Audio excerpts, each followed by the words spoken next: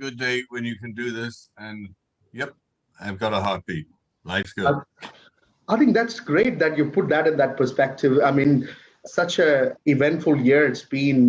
We've seen a lot of people who lost their dear ones and, close family and all. And, you have a sense of realization of what life we've been bestowed with. And, we can breathe, we can live, we can, have this quality of life. And yeah, it's just, again, being thankful for that, and every moment cherish it while you have. So great thoughts. I think, yeah, amazing. I think a lot of people, quite honestly, Irfan, taken this year and used it as a time of reflection. Yeah, true. When I reflect, I think about my work ethic before Corona. Yeah, I used to be on 3 or 4 flights a week. I'm not going to do that post-pandemic. It's like I think about my family. I think about, when my kids were young, I would get up at 6 o'clock in the morning. I'd be out the house. I'd be out of the house at 6:45 in the morning. Yeah, I would be home at like 8 o'clock 9 o'clock at night. So I would leave when they were asleep, and I would come home when they were asleep, not because I didn't love them, but because in fact, I had something similar as well to share. But on that note, I think we'll kick it off and we'll have more people joining in. In fact, we've had a tremendous response of people who are joining us during this time. Obviously, there was a bit of a mix-up around start time, but I'm hopeful as we go through this session, we'll have more people joining on board. It's pretty early in India. I mean, in Indian early terms, like 8:30, around 8:30 in the morning. There, people are just either in transit to work or just getting to begin with their day, or just having a breakfast. And in Australia, on a Friday afternoon, and especially probably for most of us, it's the last working week. People are just kind of easing into the week or the end of year Christmas party. So I'm hoping that people will join as we go. But we've got an enormous amount of people joining on the live stream as well. So we are live on Facebook, on Innovation Facebook stream, and also through our partner channels as well. So on that note, I officially kick off this fireside chat session. Namaskar. Greetings from Sydney, Australia. Good afternoon to all here in Australia and in the Asia-Pac region. Good morning to folks in India, Middle East who are joining, and any others around through to UK and Europe as well. And of course, we have Harry, yourself in the US, pretty late into night in New York, about 10 past. Thank you again for joining on board, and really pleased and privileged to have you on this fireside chat session. Thank you again. Welcome, Harry. Great to have you on board. It's terrific to be here, Irfan. As we say, it's like good morning, good afternoon, good evening. Not sure where you are, but it's everybody fits into one of those three. Excellent. Yeah, thank you again. Before I kick off, and I would like to recognize the traditional owners of the land we are based here. I pay my respects to the elders, past, present, and emerging.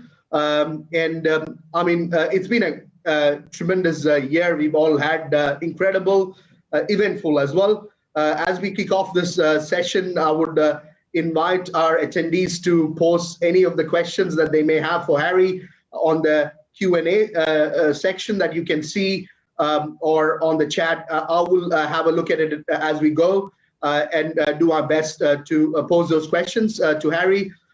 Just to give you a run through of the session, we're looking to have a very insightful, informative, and informal chat with Harry as we come to the end of the year. It's going to be for about most of 30-40 minutes, I believe, and then we'll have about 15-20 minutes, depending on how the time goes, for Q&As from the attendees. So just wanted to, again, encourage for people to pose their questions for Harry on the Q&A section that you can see and post, and we will try and respond to it. Thank you again. As we started off this conversation, we've had an amazing year digitally, and again, thanks to Zoom.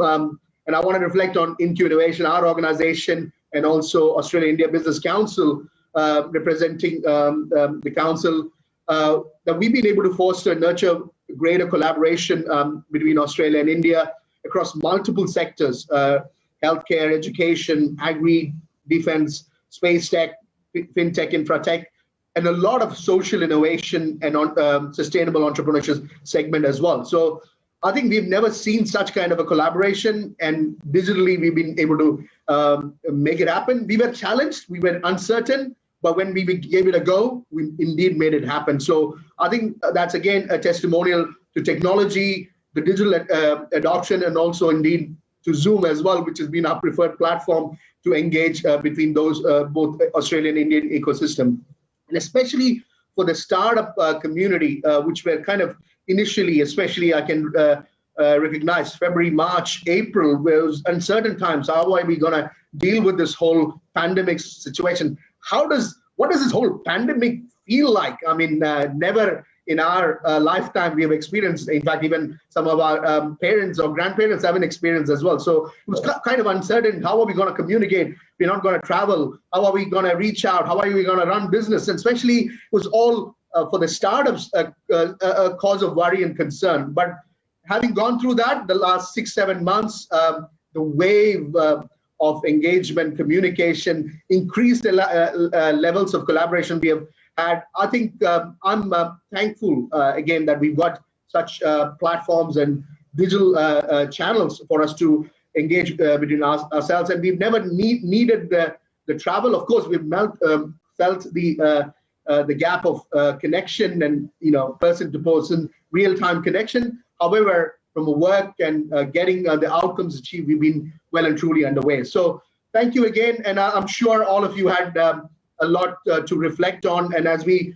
were sharing, there were a lot of things on a personal front as well. And Harry, you were sharing your own personal family, experience as well, that where we were prone to a way of life, and we were challenged. That we were really looking at reflecting of, well, that was not required. What we were doing earlier was not required, and still we can get the best outcome. I mean, my own reflection is one of the best things which has happened is being, working from home mostly during this pandemic. I could get some quality time picking and dropping my kids to the school, and the first hour of picking the kids back from school, where they have so much to share, and all those little things they want to share and they wanted to hear. And I'm sure I've never had a chance previously to listen to them. That was something which is I would take personally as well, that it was great for me. And Harry, what if you want to share your personal experience as well and how this year has changed for you with your travel limitation, all those kinds of things. What's your reflection? Yeah, Irfan, it's a great point.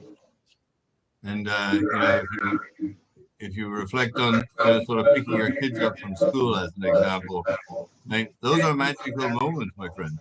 Magical. Yep. Those things occur once and never again. So they're super important. As I was saying, for me, it's like I used to be on 3 or 4 flights a week, and post-pandemic, my expectation is I will at most be 3 or 4 flights a week. My kids are a lot older than yours. Mine, I got one living in Zurich, I got one living in Baltimore, I got one living in Monterey, California. So they're all far away. But it's I'm going to sort of make some changes in my sort of how I spend my time. And I think from a work perspective, it's got dramatically better now to be able to use Zoom. People understand that video is the new voice, and so it's easier to connect with people in a virtual environment. People are much more acceptable of it. Also, sort of the way I characterize it, every 6-year-old to every 96-year-old now knows Zoom and knows how to use Zoom, and so it's a very different world today than where we were 12 months ago, from a variety of perspectives. Many say that COVID-19 accelerated the trajectory that we were already on by several years, whether it's retail, whether it's healthcare, whether it's education, whether it's financial services. Doesn't really matter the industry, it's changed really fast. So that's one point. Second point is that if you go back, to January of this year, people used to work in offices, and they were to work in offices, and they had to get approval to work from home. And here we are now. People are working at home, and they need to get approval to work in the office. What a radical shift, 180-degree shift. Two other points. One, the myths of the past have changed dramatically from the perspective of the employee and employer.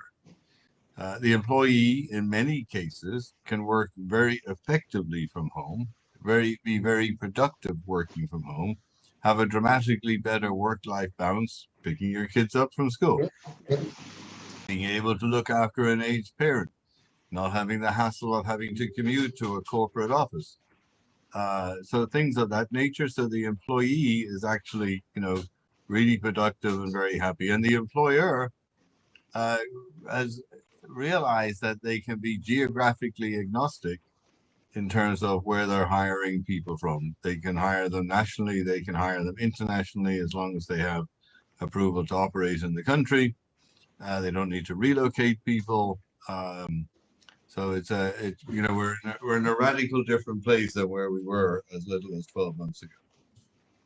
Indeed, Harry. I think I can't agree more than that. In fact, we're getting some exchange in the chat forum as well. People who have never heard about Zoom. I mean, I was probably one of the earliest adopters about 6-7 years back, where we still were using the free 40-minute session, because some of my client partners were based in US and California, and they were used to Zoom, and we used to jump on Zoom. And while we use the term let's jump on Zoom, that literally became a word, a verb, and a way of connect only this year. And I can see some of the people have posted they've never had a chance to use Zoom before COVID, and now it's just part of their life. So just a great testimonial on how you've enabled this through Zoom. In fact, I must again compliment. I've definitely used various video platform. The focus of user experience and the intuitive nature of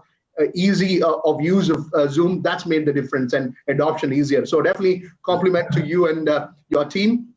On that note, so just to pick up on that point, Irfan. So when Eric Yuan, our CEO and founder, founded Zoom 9 years ago, 2011. Yeah. One of the objectives was, how does he make virtual meetings better than in-person meetings? Yeah. They actually go back earlier than that. It's like, when we talk about the Zoom story, we talk about it being a love story. And the reason we call it a love story is because when Eric was a young man growing up in China, he used to spend 10 hours on the train to go visit his girlfriend in another village. His girlfriend now became his wife. And, and all the time he was thinking there must be a better way for people to connect. So that's why we think of Zoom as being a love story. But Zoom was founded on 5 principles. Number 1, sort of ease of use. I just said it before. A 6-year-old to a 96-year-old and everybody in between knows how to use Zoom and can use it very efficiently. Platform agnostic, hardware agnostic, operating system agnostic. The second is, incredible reliability. We went from 10 million daily participants in December, daily meeting participants in December of last year, to 300 million daily meeting participants in April. We went from 100 billion annualized meeting minutes in January to over 3 trillion annualized meeting minutes in October. Amazing. And all the time we had amazing reliability at 4 nines. We had maintained, high levels of customer satisfaction, high levels in our net promoter score. Yeah. Innovating at speed and scale. Sort of waiting rooms and virtual breakout rooms and sort of transcription, automated transcription and simultaneous language translation. And now we're introducing things like whiteboarding templates and to be able to save those templates in multiple different mediums and be able to bring those whiteboards back up in a virtual environment. And then from a cost perspective, it's very efficient. It's the price of a retail price of a cup of coffee a week. Can't beat that, my friend. And then, privacy and security, where, we've clearly raised the bar on that. Yes, we had challenges, but we've raised the bar now from a privacy and security perspective with the release of our end-to-end encrypted service that we made available at the end of October, both to our free and our paid users. Yeah, I think that leads to the question I had prepared and we had received was this whole year at Zoom. Let's look at a bit of an insider story. You had a great growing organization. You had the great product platform, very timely. But this year, again, because of COVID, it created other challenges, whether it was geopolitical dynamics, and I don't want to name any country, but across globally, there was geopolitical dynamics, raising security concerns, all those kinds of things. Is my data being stored here or there? A lot of questions get asked even now, although I can store the data here in Australia. Most of all my meetings are here. But if there are sessions handled in India, we store the data in India. All those flexibilities are there, but there was definitely concerns raised because of geopolitical dynamics. And you have an incredible, crazy election year that you've had in US and lead up, and even since then, the scaled explosive growth, which drove the demand, need for driving innovation and adoption of new features, at the same time managing consistency in terms of level of service and user experience, adopting to new business models as well. I'm sure you probably didn't have these tiered, pricing or tiered, webinar to meeting kind of classifications. And then also you had your vision and aspiration as an organization, right from Eric through to you. What was the insider story? I mean, how did you deal with insider as a leadership team, but also, a distributor team that you had? You have offices in West Coast and East Coast, and then distributed globally, including in India and Asia Pac. What was that going around, and how was this whole leadership team, that was able to impart and come in sync to deliver? How did it all happen? Give us some insights. It's a great question, Irfan. It wasn't easy. There was a lot of challenges along the way, but the challenges really were overcome by the consequence of what we were achieving for the planet. So what do I mean by that? When you're enabling great global enterprises to operate their companies, when you're enabling governments to manage their countries and their support the efforts of their people, when you're supporting our kids being educated. We now have 125,000 schools in 25 countries on our platform. When you're accomplishing all these things, whether it's medical professionals, financial service professionals, factories, supply chain, food, you name it, we're in it. It gives you the energy to actually work harder, work longer, and you get this adrenaline rush of helping this world get through one of the worst health crises we've ever experienced, certainly in my lifetime, probably. Well, yours too. You look a hell of a lot younger than me. So I think that was a big part of it. Internally at Zoom, it was, long hours. There were moments of stress. We had to change our processes. We had to change how we managed the company. We had to hire new people because of the size and the scale. We had to bring in new expertise because of, sort of the growth of the company. And, when you look at the growth that we went through from the December of 19 to April of 20, and we went through that, 10 million to 300 million. Most companies would love to get through that growth, quite honestly, over the course of 2 years. We did that in 4 months. So, if we'd done it over 2 years, there would have been a gradual change to the company. But boom, it's kind of like we went to, you went to bed in December and woke up in March and like, poof, it's like you have how old are your children? 6 and 13. Right.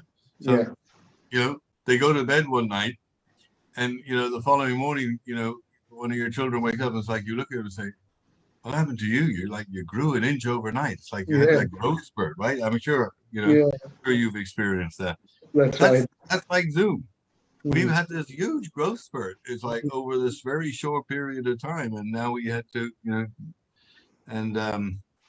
but when you look at the consequence of our efforts in terms of helping the countries, helping the world, helping people, helping the human race get through a very difficult time.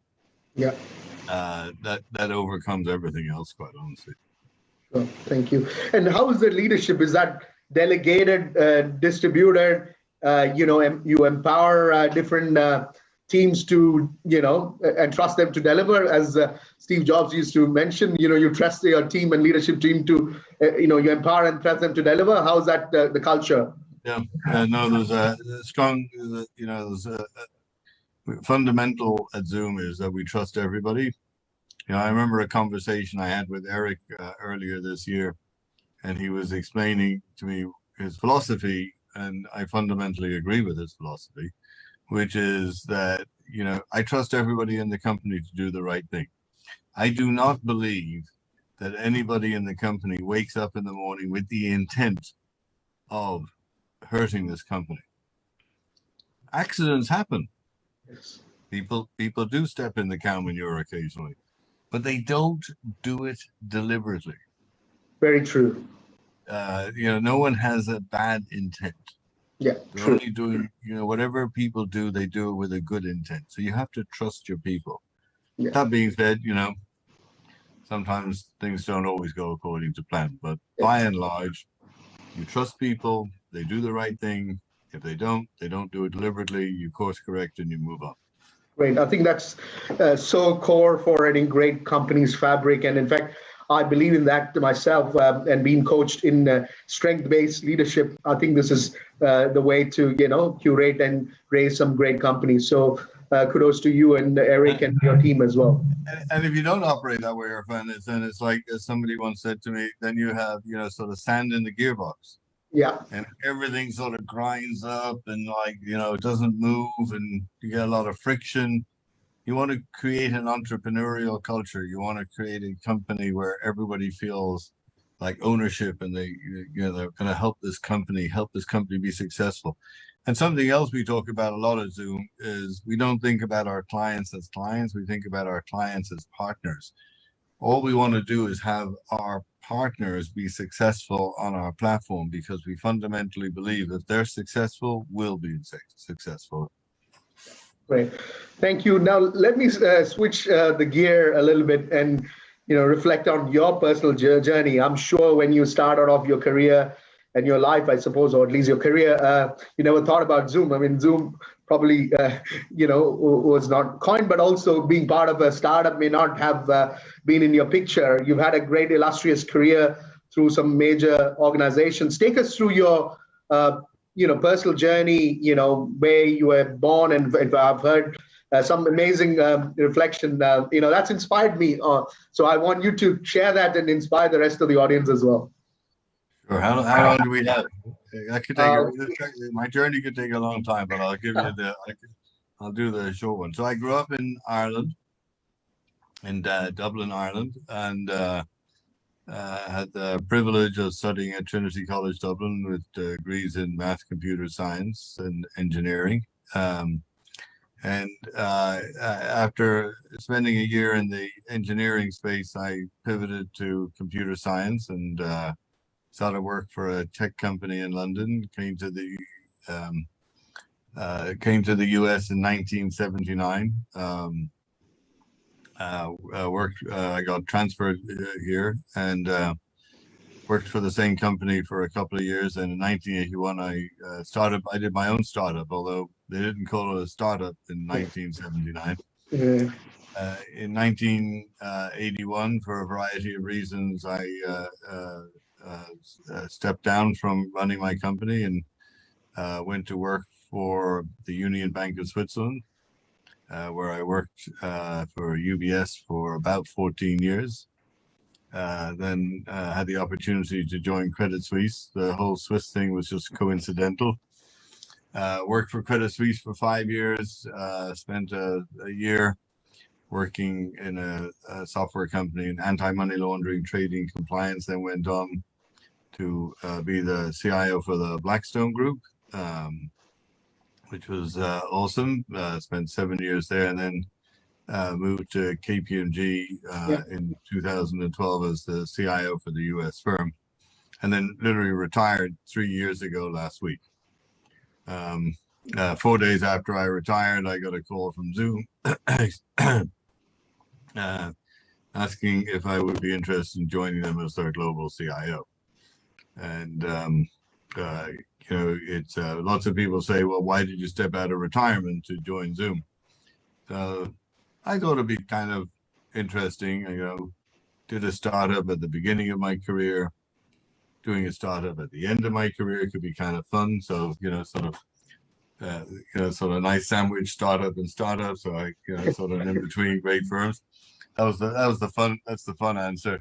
The real answer is, I fundamentally believe that the need to, I've always believed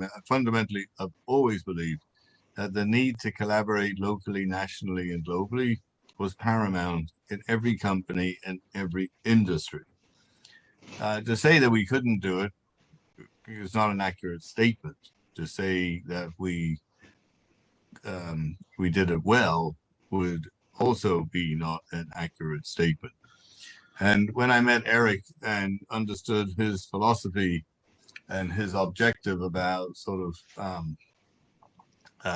you know, making virtual meetings more productive than in-person meetings, empowering people to accomplish more, you know, got to know Eric and how humble he is and how super smart he is. Got to understand the technology architecture of the Zoom platform. And I thought to myself, yeah, this could be a lot of fun. And what we've always been looking for as IT leaders is what Eric is embarking upon. And, you know, it was such a thrill. I think it was 2 or 3 weeks ago now, when Gartner's Magic Quadrant recognized Zoom for, you know, the Gartner Magic Quadrant for UCaaS recognized Zoom for the first time. And we were in the top right, which is like, you know, pretty amazing. It's amazing to be up here as a leader, as an innovator, as a visionary. And it was the first time we were in the UCaaS Magic Quadrant. We've been in the meetings Magic Quadrant, I think, for like 5 years, you know, and every year we've been distancing ourselves from our competition. And when you look at the meetings Magic Quadrant, you know, it's like we've been like this, sort of going up and to the right. And I fully expect that we'll do the same with the UCaaS. So his vision is being realized. We're there. Yeah. You know, and when you look at the fantastic clients running on our platform, from, you know, some of the biggest brands in the world, global financial services firms, you know, global technology companies, you know, transportation companies, hospitality companies, pharmaceutical companies, healthcare companies, government agencies, you name the industry, Zoom's in it. It's really fantastic, really, really fantastic. So I think reflecting on your decision, I mean, obviously being invited and being pulled out of retirement, semi-retirement to head a startup, obviously it was on a high anyway. I mean, Zoom was on a high, getting listed and stuff. So obviously it was a great moment for you, and then persevering through, and then being impacted by such a disruptive change period. I think your reflection on your decision, and what is next beyond Zoom, or the next 3 to 5 years. Do you look at it? Yeah, absolutely. We're always looking at it. When I was growing up, my father always said to me, if you stand still, you're really going backwards because the rest of the world is going forwards. Very insightful, yeah. So you always have to be innovating. You always have to be reinventing yourself. You always have to be thinking of the next big thing. And that's what we do at Zoom every day. It's like we're constantly innovating. When you look at our meetings platform, our phone platform.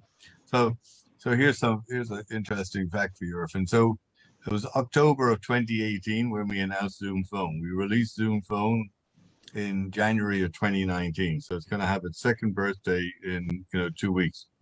When we released it 2 years ago, it was native in 2 countries, Canada and the US. In July of that year, we were really excited to introduce it in the UK and Australia.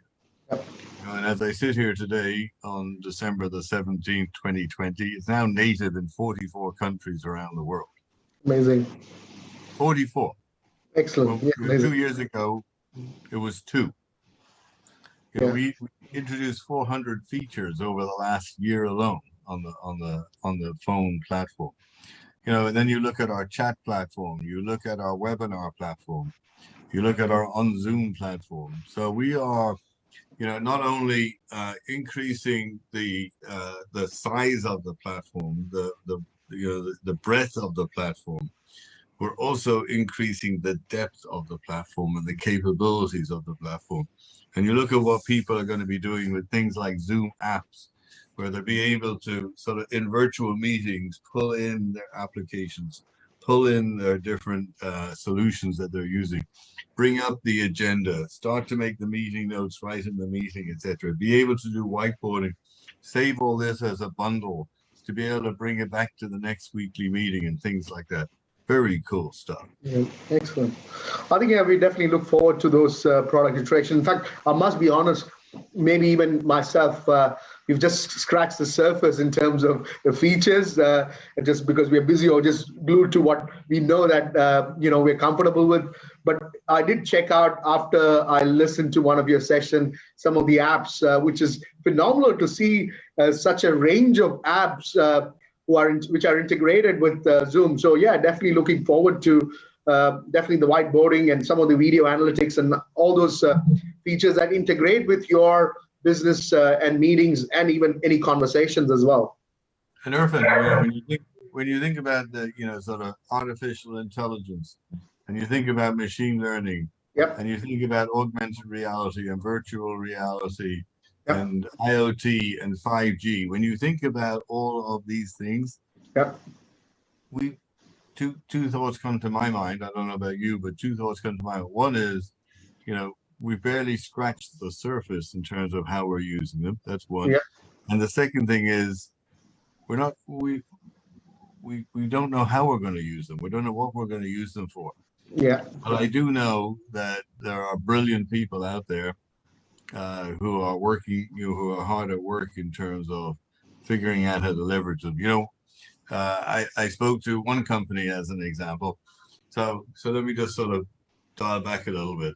When you look at the surveys of employees about the work model today, the general consensus is 20% of the people want to work from an office 5 days a week. 20% of the people want to work from home 5 days a week.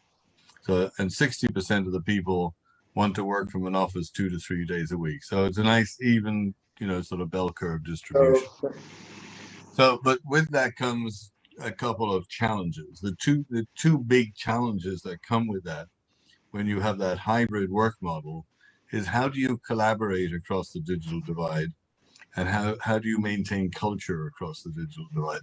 So collaboration is things like whiteboarding, smart gallery. we're introducing Smart Gallery in 2021, which is,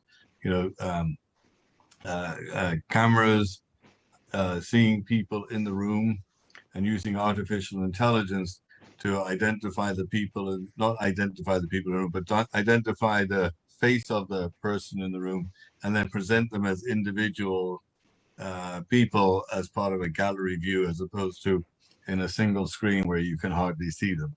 Because video is the new voice, you want to be able to see the video, and we're going to use artificial intelligence for that. Yeah. So that's pretty cool.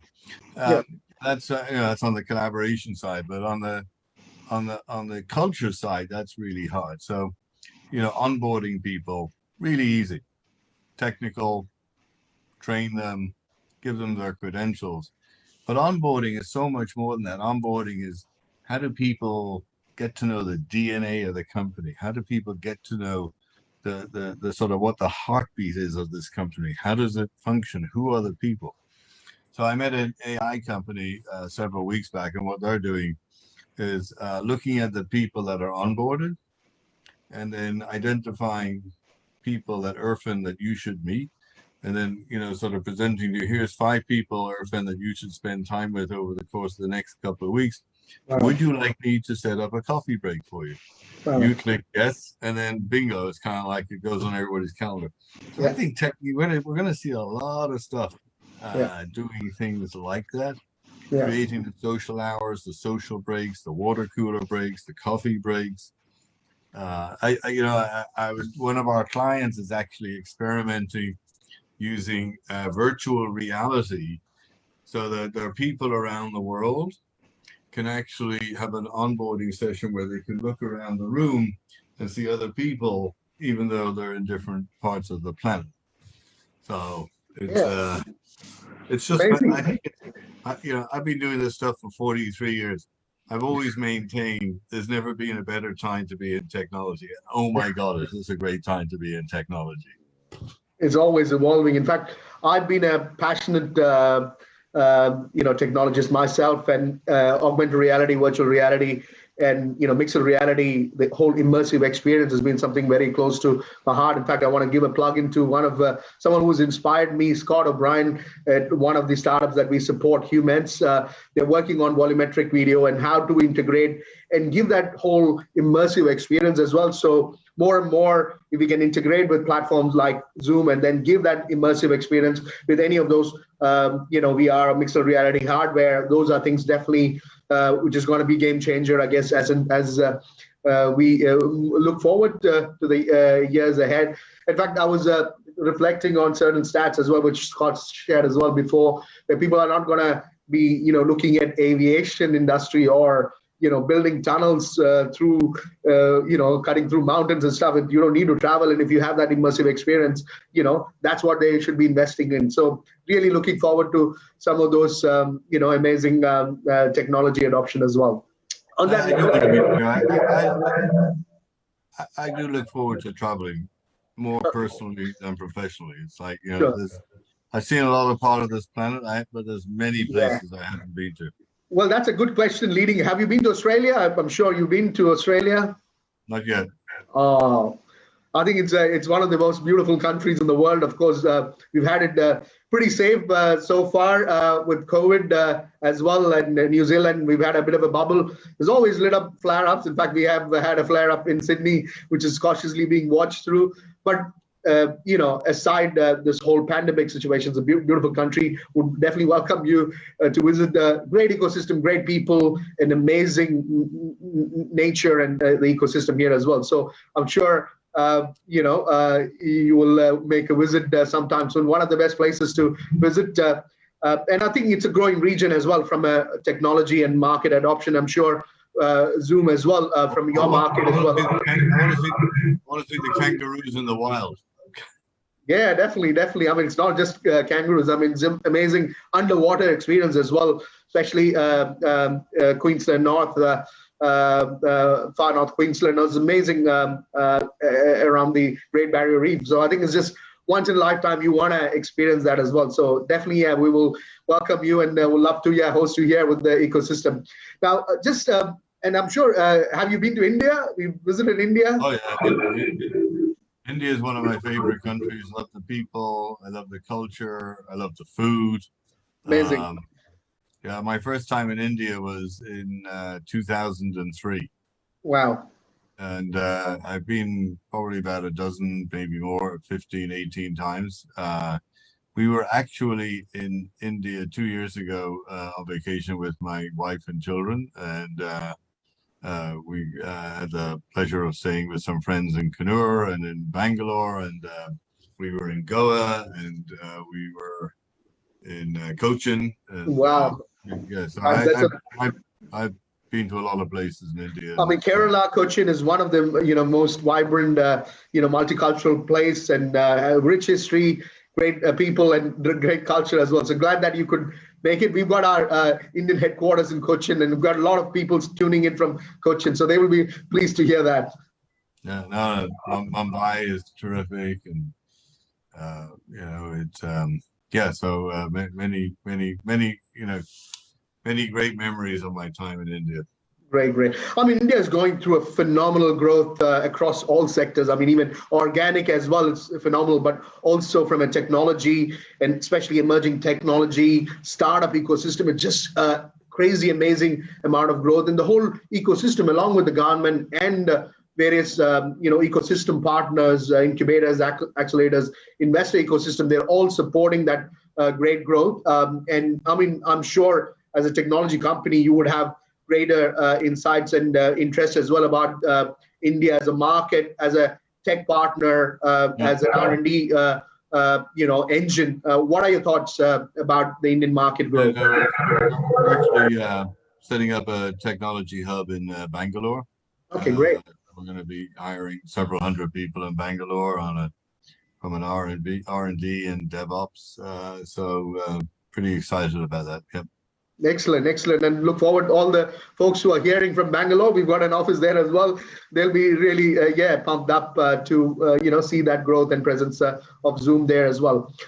One of the things I want to reflect on, and again, this is the other side, obviously there's the business, your work, your family, but there's also the community as well, which has far and truly come closer during this period. Of course, when times are tough, the tough gets going. That's a common saying. But indeed, even in spite of all the challenges, when chips were down across globally, people have collaborated significantly. I mean, in fact, I'm part of a large community organization, a global community organization called World Malayali Council, and we probably met more regularly digitally than even the last 25 years. We're celebrating our 25 years Silver Jewelry celebration. We've probably not been as intensely engaged globally, known each other. Earlier, it was just once in a year at a conference or something. But this has just been phenomenal that we've got communities to collaborate. Elders, parents, grandparents, kids, teachers, work colleagues, all have been digitally connected. And I think this should mean a lot for Zoom. And how do you reflect on that and see as the success of Zoom and your focus on the softer elements as well? What are your thoughts on that? Yeah, absolutely. It's I think the way to characterize it, Irfan, is the world is now flatter. It's smaller. Connecting people is what we're all about.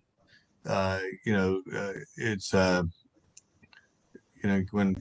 when I think about sort of what you were just saying, how you connected, sort of more frequently in the last year than you have in, prior years.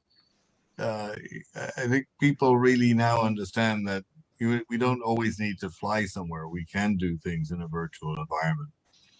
I think back to a couple of weeks ago, I had a press interview in Frankfurt, Germany. I did a keynote following that, I did a keynote in Tel Aviv. Then I had a bunch of meetings East Coast in the US and Midwest, and then ended up a little later in the day in California, and then did a keynote in Tokyo. And guess what? All the time I was at home and the dog was under the desk. He's my new office buddy, that type of thing. Yeah. But community is super important, and it's very much part of who we are at Zoom. So, in October of this year, as an example, we made a $1.5 million donation to 6 organizations that promote educational equity. When we saw countries shutting down, when we saw schools shutting down, we gave our software away for free to primary, secondary educational organizations, because we fundamentally believe that education is the foundation of people. It's the foundation of economy. It's the foundation of careers. And if that stalls, then the snowball effect of that, higher education will stall, careers will stall, companies will stall, countries will stall, and so education is, if you don't nurture the plant and we don't nurture our children, then the world is going to get stale real fast. So we felt that was really important. But when you think about education, you can't just take a teacher in a classroom and the students and send them all home and put them in front of a screen and expect them to teach, because everybody talks about distance learning. What they forget is for children to understand how to distance learn, the teacher, first of all, has to understand how to distance teach. Distance teaching is very different to in-classroom teaching. So one of the things that we did, sort of from a community perspective, was we hosted what we call Zoom Academy over the summer. And we trained 35,000 educators on how to distance teach using Zoom. When another factor that is near and dear to our heart is the impact that we can have on carbon emissions and the carbon footprint. And so we actually did a calculation from the January through September period, that we actually managed to reduce 45 million metric tons of carbon emissions during that 9-month period, which we're very proud about. And then lots of other things we do from a community perspective, and working with not-for-profits, working with charitable organizations, working with sort of various different institutions to help people who haven't been as fortunate as we have been. Yeah, all right, great. And I think on that note, I think this year, we've seen social innovation, sustainable entrepreneurship, tech for good, startup for purpose, alignment to UN SDG goals. And what I call one of the things I picked up, again, I want to give a plug in to Ravi Narayan, CEO of T-Hub, who gave me a great gift at the beginning of the year. He gave me a book called Go Giver. And that's something which has, again, changed my thinking as well, where people have been all go-getters. And there's a lot, people were able to reflect this year, giving back to the community. I'm sure there is, as you mentioned there's been a lot of CSR aspiration for Zoom. I do see quite a bit that, Zoom has done. Could you, share more about, your Zoom CSR activities, some of the, I think, Zoom You Care program. I suppose if you can reflect on that, that'd be great. Yeah, I think yeah, so sort of caring and giving back is sort of something that very near and dear to our hearts. And we made that donation in October. We have a matching gift program for employees. So giving back, created like a Zoom Foundation as well this year with a big stock equity grant. So we're very focused on that as well. Great. Just probably towards the last end of the session, take us through some of the interesting business insights. I know you reflected in one of the early conversations, one of the biggest M&A deal that happened through Zoom and stuff. So can you share some interesting business insights, stats, or that either Zoom's experience or people have, organizations have experienced through Zoom? Sure. Oh, sorry, I'm trying to avoid sneezing. So there's been a lot of different interesting use cases. You have HSBC doing mortgages in the UK over Zoom. Goldman Sachs did a $2.9 billion stock offering for SoftBank. Over Zoom, no in-person meetings. Amazing. So you see lots of different things. Like I had a friend of mine runs a medical a healthcare company that provides eye surgeon consultancy services over Zoom. So you imagine, and I've seen the video, you imagine an 8-year-old child that, sort of has no sight, and the surgeons are operating on his eyeball in Malaysia, and the surgeons are getting, consultancy services from an eye surgeon in Indiana over Zoom. So, the consultant is watching the operation of these eye surgeons operating on the eyeball of this child. It's the most scariest thing you've ever seen. Yeah. And so, helping people see. I go back to the story where we were deploying our platform to one of our clients in Europe. A young man comes up to the trainer and says, "Thank you for changing my life." And our instructor asks him, "How are we changing your life?" And he explains he has a hearing impairment, but thanks to not that he can't hear, he can hear. He has a processing capability. He can't process what he hears. But now that he can read what people are saying in meetings, he can, for the first time, be able to participate in meetings. Amazing. It's like when you think about brick and mortar businesses, you think about the Juilliard School of Music here in Midtown Manhattan being able to do music classes for their students over Zoom. You think about theater being done over Zoom. You think about cooking classes and yoga classes. These are things, quite honestly, Irfan, that are here to stay. The idea that, you can do a yoga class with an instructor from Bangalore, with, sort of friends in other parts of the world. I mean, yeah, it's the use cases just go on and on. What's wonderful about the Zoom platform is that it's industry agnostic. It's a common platform that can be used in multiple different ways. You have idiosyncrasies, if you will, around financial services and healthcare from a regulatory perspective. But by and large, you have a very strong foundation of a platform that can service lots of different industries equally well. Great. I think I'm just going to take some of the questions that we've received. On the lighter side, fun facts. Obviously, we've heard a lot that people have seen a lot of bloopers to everything going on Zoom, and people not getting used to. What are some of the fun facts that you've experienced at Zoom or the year that we've had so far this year? Yeah, I'm not sure about fun facts on Zoom because when I do get downtime, I'm not Zooming. That being said, it's like it's my ability to connect with people around the world has changed, has gone up dramatically. I meet wonderful people like you. I've made new friends in other parts of the world, like in Europe and in Israel and Africa, and it's like I've got a long list of invitations that I have to follow up on when we get to sort of travel.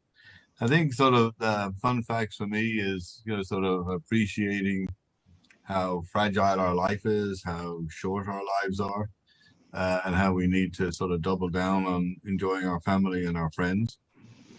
Taken up some new hobbies. I took up mountain bike riding, took up tennis with my wife. My cooking has got a lot better. Wow, that's been a consistent story with cooking. A lot of people have improved their cooking and baking skills. Yes, I've lost 19 pounds, so I'm really happy about that. Wow. And yeah, so it's whilst no one would have wished for COVID-19, and way too many people died and got sick. Anybody, any number greater than 0 is too many in my book, and I'm sure the same for your book. But that being said, there is that silver lining of that trajectory that we're now on, and the fact that when I go back to March 1st, the big stop sign went up, and I was like, oh, now I have to figure out a whole different way of working, and I love it. I love it. Excellent. All right, thank you, Harry, for that. Just a one of the questions from the attendees. Zoom's certainly been a pandemic success story. It's gone through great scale. There is no better reflection of this than the market, its market cap, which has gone from 20 billion to 160 billion plus or more.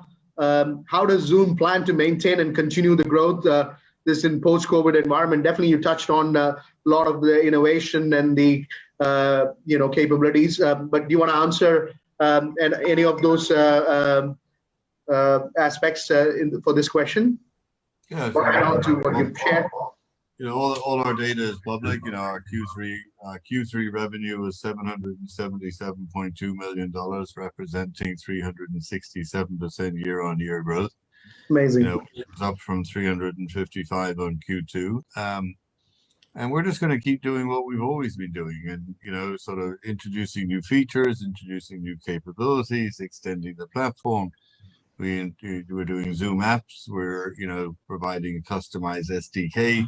So companies can take, the great Zoom technology embedded into their proprietary applications. We're continuing to enhance our Zoom phone and making it natively available in more countries. We're enhancing our webinar platform. Many, event organizers around the world went very quickly from in-person events to virtual events.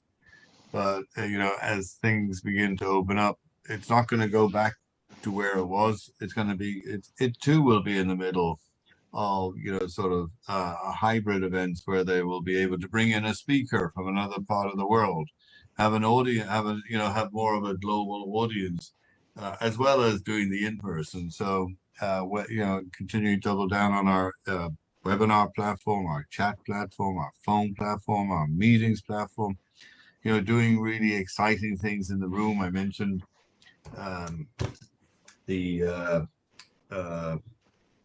sorry, I'm so tired. The virtual gallery, the whiteboard, and the whiteboarding. Yeah, but we're using the intelligent cameras to identify people using artificial intelligence. The smart gallery, smart gallery view. So lots of whiteboarding. So here I am. I'm working on it. Oh, I can't whiteboard. You have me disabled for that. But sort of enhancing. Yeah, I've enabled it. Yeah, sorry, I've got all panelists enabled. Yeah. What's that? I can see this. Yeah. Yeah. So I can whiteboard. I can sort of easily mark up content. I think that's fun. When I was reviewing strategic plans last week, one of my colleagues said this was a better experience virtually than we could have done in person. And I think that's pretty cool. Excellent. I think that's pretty cool.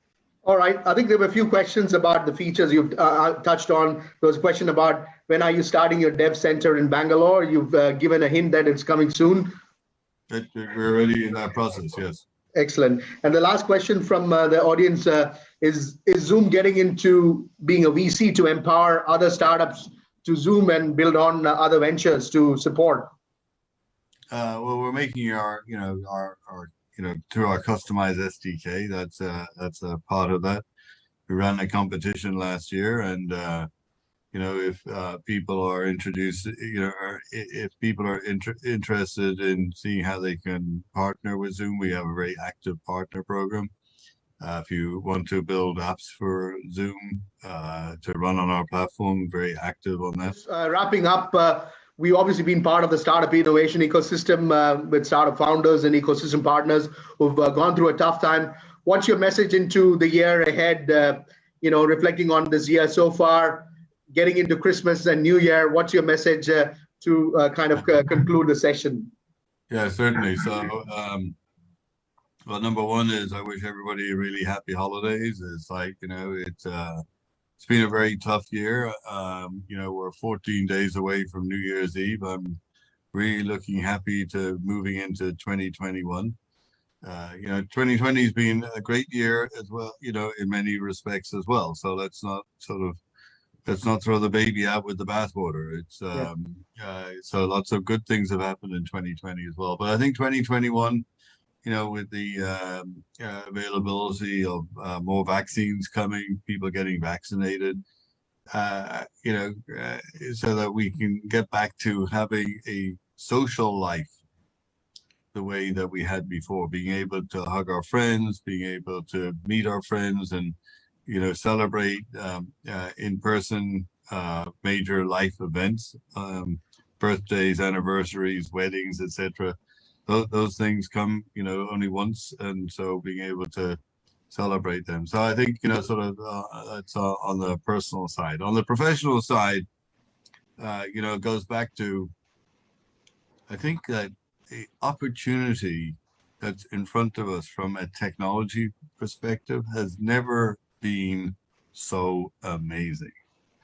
And the opportunities are abound in terms of changing lives, changing how people function, changing how people behave.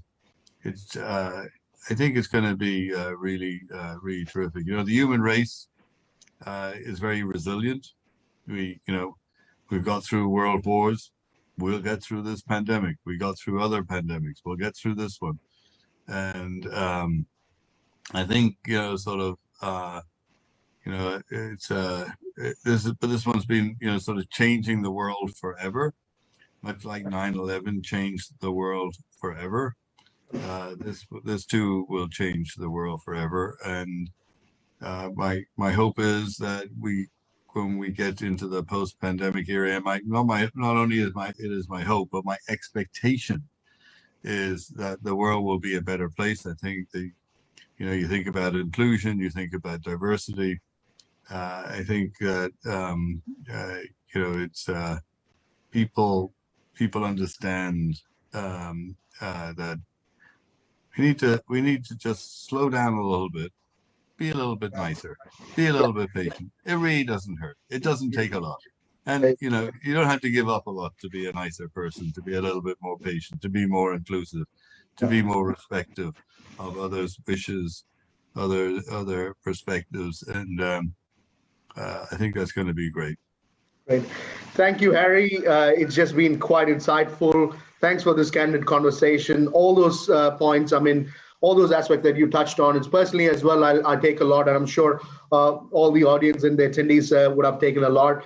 It's just been incredible and amazing to have shared this fireside chat with you. Thank you for taking time in spite of being very late. I want to also thank and recognize all our ecosystem partners on behalf of InQ Innovation Global and Australia India Business Council, Niti Aayog, Atal Innovation Mission based in India, Indo-Australia Chamber of Commerce, T-Hub based in India, Tankstream Labs here in Australia, Wholesale Investors, Thai Bangalore, Kerala Startup Mission, the Gender Park in Kerala, and Women Innovator in India and globally. All the ecosystem partners, all the people who have supported, and all of you attendees who could be part of the session, thank you again for taking time and sacrificing your day into the holidays. We wish you all the best, a great Christmas and a great New Year. Stay safe, and I'm sure that hope that even Harry mentioned of for good for humanity, and the tech for good as well. And that little thing that even Harry mentioned, being a little nice to each other, to ourselves as well, our family, and all of us around, is going to be a big way that it's going to help change. And also, for us to reflect and be very positive about the year ahead again. So thank you again for taking time. And I also want to thank Harry, your great team at Zoom, your own support team as well. Andrea Farad and Shanshi, all of them have been great to support this event. Thank you again, Harry. Again, been a great pleasure, and I'm really pleased to have known you in person, and had learned a lot from you. And again, as a technologist and someone who supports the startup innovation ecosystem globally, I think you are an inspiration for all of us, and I hope you continue to support the startup ecosystem. And again, we can draw that energy and passion from you as well. Thank you again, and namaskar, and greetings to all of you. Stay safe. Thank you, Harry, again. Bye. Good night, and good evening, and have a great weekend. Thank you. Bye. You too. Bye-bye.